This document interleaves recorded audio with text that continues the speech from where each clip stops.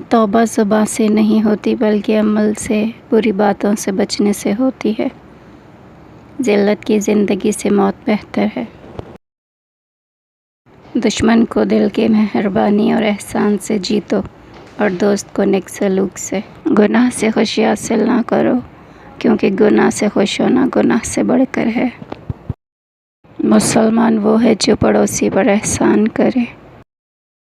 بہادری یہ ہے کہ آڑے وقت میں پڑوسی کا ساتھ دیا جائے اور مصیبت کے وقت صبر و تحمل سے کام لیا جائے۔ اگر تم چاہتے ہو کہ لوگ تمہاری تعریف کریں تو نیک کام کرو۔ شکر آدھا ایمان ہے۔ ہم صرف ایمان ہی نہیں لا سکتے بلکہ اس کے لیے اپنی جانیں بھی قربان کر سکتے ہیں۔ بہتری اور بزرگی اسلام کے علاوہ اور کہیں نہیں ہے۔ سردار بننا چاہتے ہو تو حرکت و عمل، جد و جہد کو اپنا معمول بنا لو۔ جوانی میں ہی توبہ کا لطف ہے، بڑھاپے میں اگر توبہ نہیں کرے گا تو کیا کرے گا؟ عیب کا چھپانا اور آبرو کی زینت برقرار رکھنا خاموشی سے ممکن ہے۔ جہنم اپنے رہنے والوں کو اس طرح اچک لے گی جیسے پرندے دانوں کو اچک لیتے ہیں۔ مالدار کی عزت اور فقیر کی توہین کرتا ہے وہ ملعون ہے۔ اللہ تعالیٰ کو دن رات، بحر و بر، سفر و حضر، مالداری، مفلسی، مرض و صحت، غرض حال حالت میں یاد کیا کرو۔ جھگڑا بڑھنے سے پہلے ہی تم اس سے الگ ہو جاؤ۔ ہر اچھا کام پہلے ناممکن ہوتا ہے۔ ہر وہ دل جس میں خوف خدا نہیں ویران ہے۔ جس نے دولت کو عزت دی اللہ نے اسے ذلیل کیا۔ اگر دنیا کے درختوں کے قلم بن جائیں اور سمندروں کی سیاہی، جب بھی انسان اللہ تعالیٰ کی نعمتیں نہیں گن سکتا۔ تعلیم بہترین خیرات ہے۔ اللہ تعالیٰ اور انسان کے درمیان ایک ہی پردہ ہے جس کا نام نفس ہے۔ کوئی شخص اس وقت تک مومن نہیں ہو سکتا جب تک کہ میں اس کے ماں باپ، بیٹے اور تمام لوگوں سے زیادہ محبوب نہ ہو جاؤں۔ آدمی کے جھوٹا ہونے کے لیے یہی کافی ہے کہ وہ ہر سنی سنائی بات بیان کر دے۔ رسول اللہ صلی اللہ علیہ وسلم نے فرمایا، گناہ سے توبہ کرنے والا اس شخص جیسا ہے جس نے کوئی گناہ کیا ہی نہ ہو۔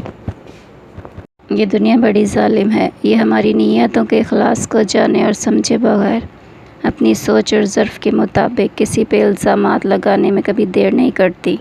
جو شخص زبان بند رکھتا ہے اور صرف آنکھ اور کان سے کام لیتا ہے وہ آرام سے رہتا ہے۔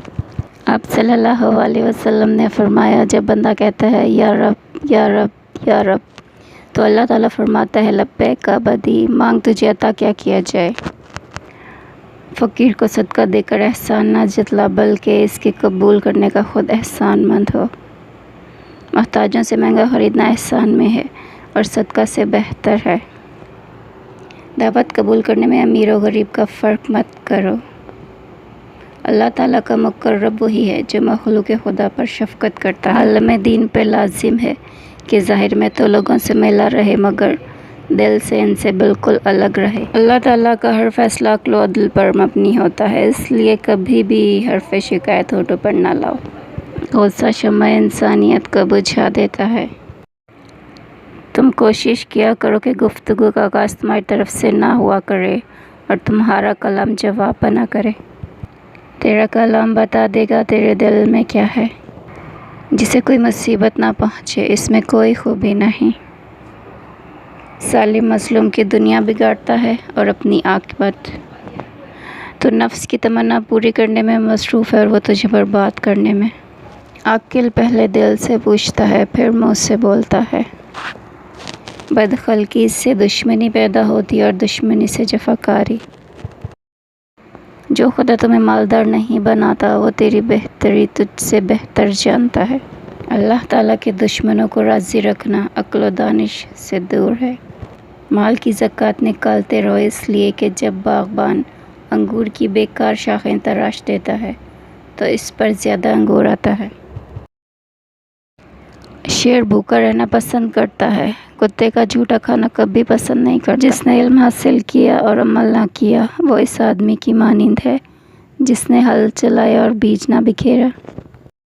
جو شخص اپنی تعریف پر خوش ہوتا ہے اور خوشامد پسند کرتا ہے پہلے درجے کا بے وقوف ہے۔